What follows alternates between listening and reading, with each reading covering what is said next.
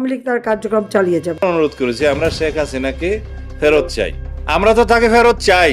একই বললেন স্বরাষ্ট্রমন্ত্রী, দেশে ফিরতে শেখ হাসিনার কি কোনো বাধাই নেই?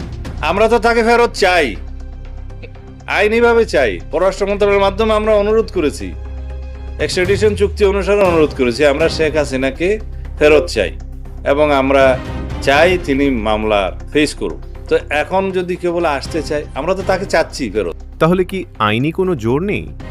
ফাঁসির দণ্ড মাথায় নিয়ে সাবেক প্রধানমন্ত্রী কি তবে সত্যিই দেশে ফিরছেন? সরকার তো তাকে আইনিভাবেই দেশে এনে বিচারের মুখোমুখি করতে চাইছে। এরকম বিধিনিষেধ আছে বলে আমার জানা নেই।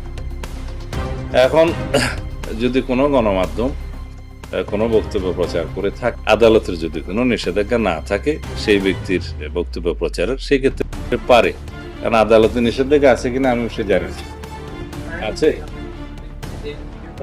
আদালতের নিষেধাজ্ঞা থাকলে সেটা গণমাধ্যম ফলো। কিন্তু জনমনে প্রশ্ন, স্বরাষ্ট্রমন্ত্রীর কি হঠাৎ এমন কথা বলা উচিত হলো, নাকি এর পেছনে রয়েছে সরকারের নতুন কোনো কৌশল? তিনি যদি সত্যিই দেশে ফেরেন, তাহলে শেখ হাসিনাকে কি নতুন করে কোনো আইনি জটিলতায় পড়তে হবে? ট্রাইব্যুনালের নিষেধাজ্ঞা আর অসংখ্য মামলার ভিড়ে তার ভবিষ্যৎ এখন কোন দিকে? আপনি যদি শেখ হাসিনাকে দেশে ফিরতে দেখতে চান, তাহলে চ্যানেলটি সাবস্ক্রাইব করুন।